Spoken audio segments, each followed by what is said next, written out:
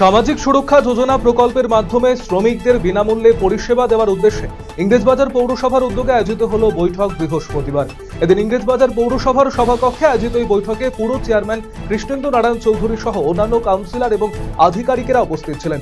শ্রমিকেরা কোনো দুর্ঘটনার সম্মুখীন হলে কিভাবে এই সরকারি পরিষেবার সুবিধে পাবে সে সমস্ত বিষয় নিয়ে আলোচনা করা হয়।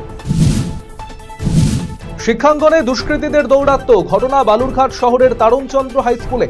এই স্কুলে দিন দিন বেড়েছে অসামাজিক কার্যকলাপ, পাশাপাশি অসামাজিক কার্যকলাপ লেগেই রয়েছে স্কুল সংলগ্ন মাঠে। প্রায় দিনই স্কুলের বিভিন্ন জিনিস চুরি যাচ্ছে। এ বিষয় নিয়ে পুলিশ এবং প্রশাসনকে জানানো হলেও এখনো পর্যন্ত কোনো রকম ব্যবস্থা নেওয়া হয়নি বলে অভিযোগ আনল স্কুল কর্তৃপক্ষ। স্কুলের এই সমস্যা মেটাতে স্কুলের মাঠ ঘেরা দেওয়ার প্রয়োজন বলে জানিয়েছেন বিদ্যালয় প্রধান শিক্ষক সুব্রত জোয়ারদার।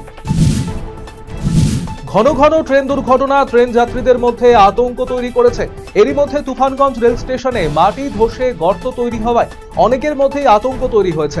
এই গর্তের ফলে স্টেশন চত্বরের বাউন্ডারির নিচের অংশ ফাঁকা হয়ে গিয়েছে। গরু, ছাগল এমনকি মানুষও ওখান দিয়ে ভেতরে ঢুকে যেতে পারে। দ্রুত মেরামত না হলে বাউন্ডারি ভেঙে পড়ার আশঙ্কা করছেন স্থানীয়রা। বহুকাঙ্ক্ষিত ধূপগুড়ি পৌরসভার উদ্যোগে ছায়ানীড় এর আনুষ্ঠানিক উদ্বোধন করা হলো বৃহস্পতিবার।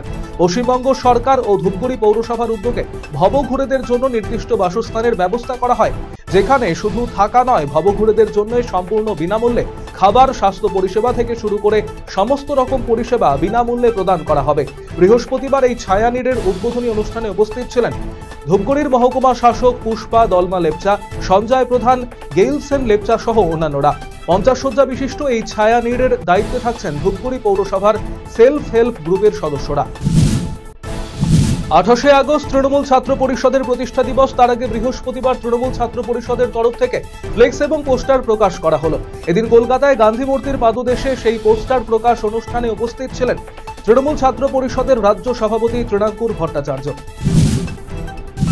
রায়গঞ্জ সেন্ট্রাল কোঅপারেটিভ ব্যাংকের সফটওয়্যারে সাইবার হানা, যার জেরে বিঘ্নিত পরিষেবা, সমস্যায় কারেন্ট ও সিসি অ্যাকাউন্ট হোল্ডাররা।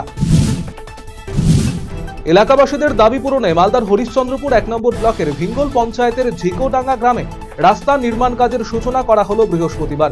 মালদা জেলা পরিষদের বরাদ্দকৃত 10 লক্ষ টাকা ব্যয়ে নির্মিত হবে এই রাস্তা।